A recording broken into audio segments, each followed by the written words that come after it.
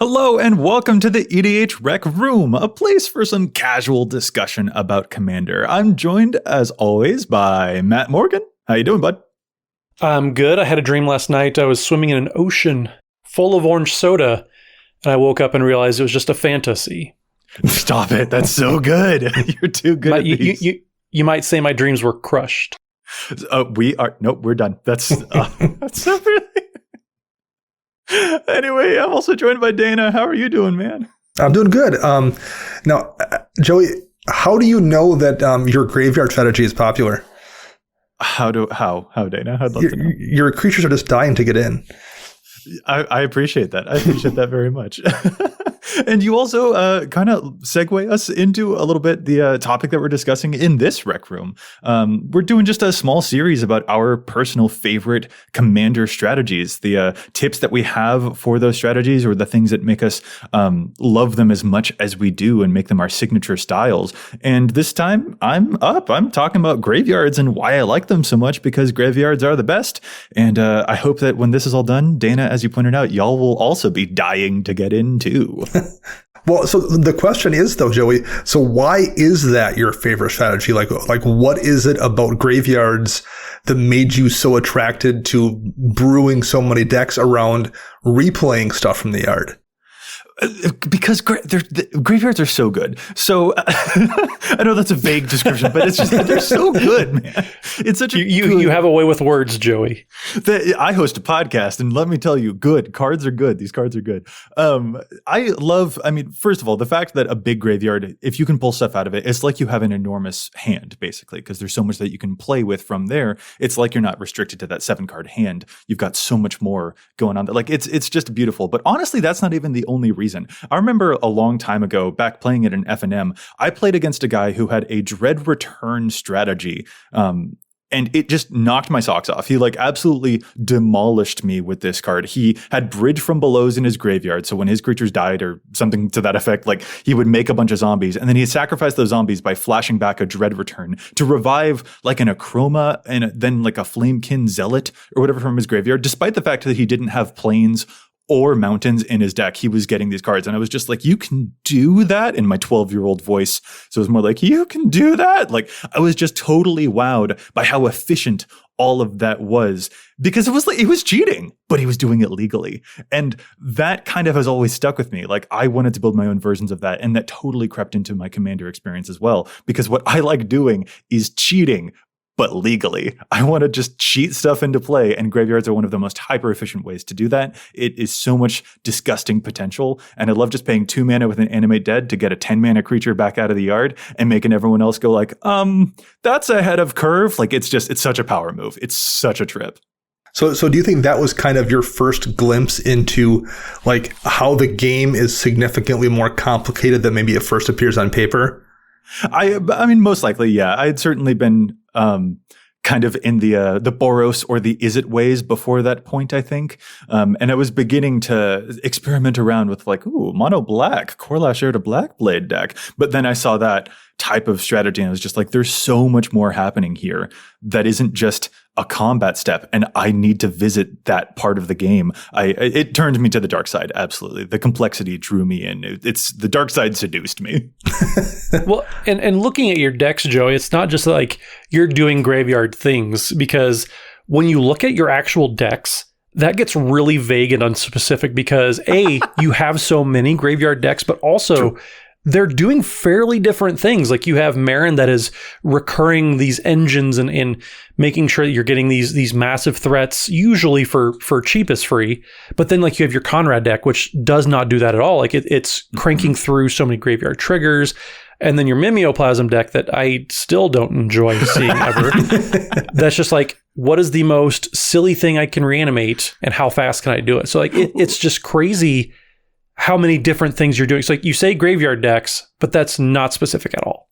No, that's totally true. That's another thing that I like about it so much, and what I think might be, I'm going to dispel a misconception about graveyard decks, is that that is a big umbrella term for a lot of different nuance happening within that strategy. Like you just mentioned, each of those decks, like to someone, it might seem like that's kind of redundant, Joe. Like, isn't that kind of the same strategy over and over? And it really doesn't feel like it because there's so much surprising versatility going on with graveyards. It's kind of like a color wheel. Like, these strategies are all the color blue, but they have those gradients between them from sky blue to navy to cerulean. Like, the way Meren revives things is different than the way that Conrad does. And the way Meren fills the graveyard is different than the way Conrad does. Something like, Muldrotha will win a long battle of attrition by inexorably getting stuff back from the grave over and over and over. Whereas Mimeoplasm is going to revive things way ahead of curve and demoralize opponents right from the get-go. So like the tempo of those games is completely different. Or so some graveyard commanders will want a bunch of tiny creatures, but others only need one big baddie. Mimeoplasm, he don't need help. He just wants to become a copy of like a walking ballista or an evasive infect creature with a bazillion +1/+1 counters on it from a Lord of Extinction and just crush the whole battlefield. I can build an entire deck that is just built around abusing my graveyard, like my lovely Meren of Clan Neltoth. But then I can also build one that is built around abusing cards in your graveyard. And Mimeoplasm does that really efficiently. If I find that you've got something tasty in your graveyard over there, I've intentionally filled your graveyard to help me out with that. And then Conrad can play around more with ripping stuff out of my graveyard too, but then also filling enemy graveyards. Like, there's a whole bunch of extra different expressions that you can do during gameplay. And like that goes down to other small things too. Like, I might have a plan on the fly. I'm planning to animate dead one of my biggest creatures because I know it's going to be awesome, but maybe you'll get a bigger one that I'm more interested in.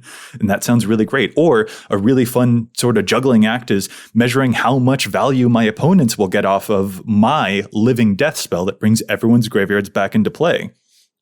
Well, and to kind of visualize that, like if magic is, a house, you then discovered graveyards as kind of this unexplored wing of the house where you wanted to go play. And then once you were playing there, you're like, oh, there's a cool sub-basement on this wing. And there's this cool other room I didn't know about. So like you've then moved beyond that. You found this cool space you could play in. And now you're trying to see like what other weird offshoots of that space are there you can play in. Yes, but the house is a necropolis. Right. Okay. Yeah. Definitely gothic and spooky. Indeed. So, Joey, it seems like there's almost archetypes within graveyard decks. Do you feel the need to like differentiate? So, like you say, my Meren is a graveyard deck, or do you think Aristocrats maybe gets a different message across? I guess my question is like, are there different archetypes within just the graveyard theme, as it were? Yeah, I would totally say so. Aristocrats built all around sacrificing your own stuff for value. Like, my Meren deck is simultaneously a reanimator deck, but also I'm going to Zulaport Cutthroat everyone to death by just sacrificing all of my many, many creatures. Because Matt, I know that you love a combat step, but I don't like doing math during a combat step. It's just so much easier if everyone just loses a bunch of life at the same time with a Zulaport Cutthroat. It just makes my life so much easier. But then, you compare that to Mimeoplasm, and that is just a straight up reanimator deck for sure. Which doesn't have much of those different delineations about sacrificing my own creatures for value nearly as often. And so you definitely can get those different gradients between them, but it is a very, like, I don't know, this probably sounds a little pompous and I'm sorry, but like, you do have to build very carefully around that. And when it is being played and it looks so broken, like a lot of the actual I don't want to say skill, but like a lot of the care of a lot of the planning for that maybe went into the deck building, because when you're building something like a reanimator deck, there are so many different moving pieces to each of those. I know that we're probably all a little bit used to Muldrotha just being able to just shovel value out of a graveyard just by dint of its stuff dying, and it doesn't have to do a whole lot. But at the same time, there's a lot of extra care that's going into what stuff they have planned to get back. And in Reanimator specifically, like if you draw all of your big 7, 8, and 9 drops in your opening hand, the game's not going to go well for you. You have to balance that out against the cards that will enable you to have a good amount of ramp to actually be in the game, along with card advantage while you're killing off your own stuff to keep you in the game there too. Not to mention ways that you can fill your own graveyard to then get those reanimation spells to pull everything back out. I totally have opening hands where it's like, here's my animate dead, here's my other reanimation spells, but I don't have a way to get the creatures into my graveyard that are worth reanimating. Or vice versa. I don't draw a single reanimation spell. It's just a bunch of simple creatures. And then it feels like I'm playing a game on normal mode instead of playing it as broken as I want to. So a lot of those different categories you have to pay very careful attention to just within the deck building process so that the deck can behave as brokenly as it should during gameplay. Well, and it's funny, too, that you say you don't like the combat step because that math is too hard. I have a Teysa Karlov deck, and I try to do some of these things you're talking about, and I've sat there like an absolute dork trying to math out how Zulaport Cutthroat works. So it's just funny that like the attention to detail that you have towards the graveyard decks I can respect it because it's online with how I feel about the combat step, where it just feels natural. So it definitely takes a different muscle compared to a lot of other decks that people might be used to playing if you haven't played graveyard decks or aristocrat style decks before. Yeah, you definitely do learn to sort of internalize some of those different lines. Like when I get a Buried Alive or an Entomb, these are the things I know I'm getting. When I have my Fauna Shaman, these are the things I'm pretty sure that I'll want in any given scenario. You do sort of, through repetition, you do find all of those different lessons for sure, to make all of those things a lot easier on yourself. Well, we talked a little bit when we did this show with Matt about how, I can kind of see a reflection in his playstyle, in his personality. Like I can see how those two things kind of reflect one another. Is there something you think in dabbling in this graveyard space that you think reflects you a little bit, Joey? I think the resilience of it is what I enjoy so much, maybe. Okay. Well, because I don't want to focus on the fact that I said I like cheating, but legally. But I do love I also have a Yannette deck, which isn't Reanimator, but it is also cheating things into play, and it makes me really happy. I get broken giggles about it. But the fact that anything that an enemy does, if they're wiping your board, if they're killing your creatures, every strike against you is just another thing that adds to your own benefit because you want those things in your graveyard in the first place. There is so much resilience that you get from that type of strategy, where even when your opponents are one-upping you and getting rid of your board state, that actually plays right into your hand. That just absolutely, I think, really appeals to me, having that idea of resiliency of spirit or of zombie. Well, yeah, I was also kind of wondering as well because particularly early in Magic's history, the graveyard was very much a place where cards went to never return from, for the most part. Like you just didn't play out of your graveyard aside from the occasional spell that could recur something. I wondered if kind of the almost rule breaking aspect of it, like you're finding a way to play the game in a way that originally wasn't intended. I wonder if that was at all appealing to you. Are you just calling me a rascal? Are you just calling me a rule breaker? Maybe, but I can see how it's not my thing, but I can see how that would provide someone with a sense of joy about it, like finding a way to go against what was intended and kind of fighting against those constraints. I think that's a compliment, so I'm going to take it. There's one other a special lesson, I guess, about like the graveyard strategy that I also really want to, as long as we're talking about like tips or things learned through playing the graveyard, but like graveyard hate, looks pointedly at Dana, is really like it's all over the place. Also looks pointedly at Matt. Just like I think on our stream, like I've played against. I want to say that there were 13 different graveyard exile effects that I encountered in the course of a single game, which just felt like overkill.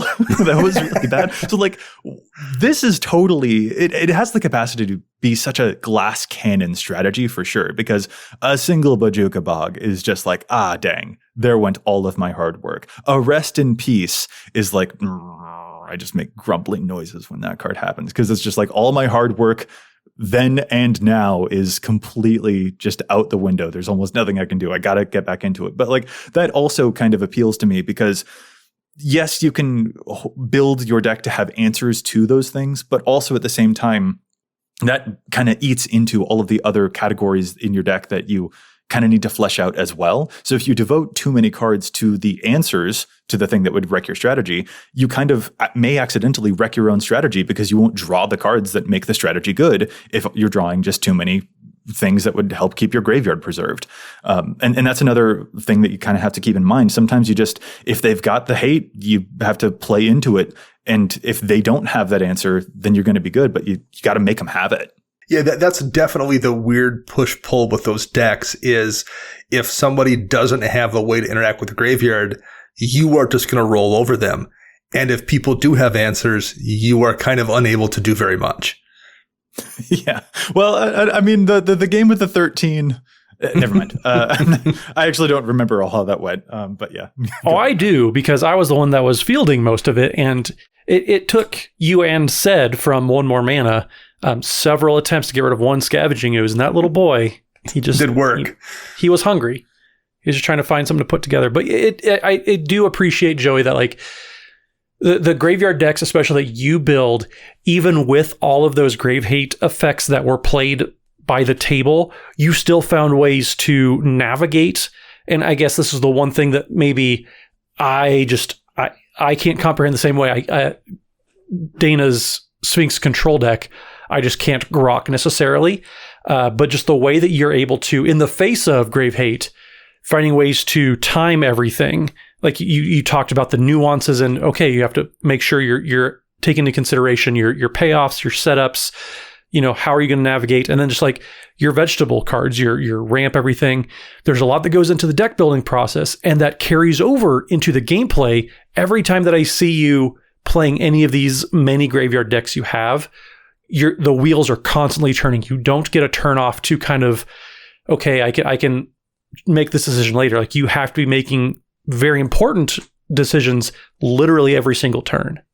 Yeah, Matt, I hope that you don't give up on the Teysa, on all of the graveyard stuff. I hope that you stick with it more, because it is just very enchanting. But I will also say, like, it takes a whole lot of repetition to really feel as comfortable with those different lines, I would say. Listeners, my deck lists are going to be in the description for this episode. And in those deck lists, I do have some of them categorized out in pretty strict ways, I think. And those categories I find are really helpful when I'm looking through other folks' decks to see how it is that they intend to play those. And so maybe that will also be useful too, is like figuring out how it is that you categorize each of those, and having those different categories that are very strict and not too broad can help make those different lines of play a bit easier, not just in the deck building process, but also like when it is being expressed in gameplay as well. So look for those in the description, and hopefully those tricks will be helpful for you, and that you'll join. Matt, I just want you to join the grave. It's so good. The strategy's so good, guys. I keep trying to tell you, but you keep on exiling my stuff instead. I told you I have a Teysa deck. I just don't trust it. Well, and I'm also trying to not read too much into the fact that if you actually look up the Schultz family crest, it's just 2 crossed shovels over an open coffin. There it is. I have no comment.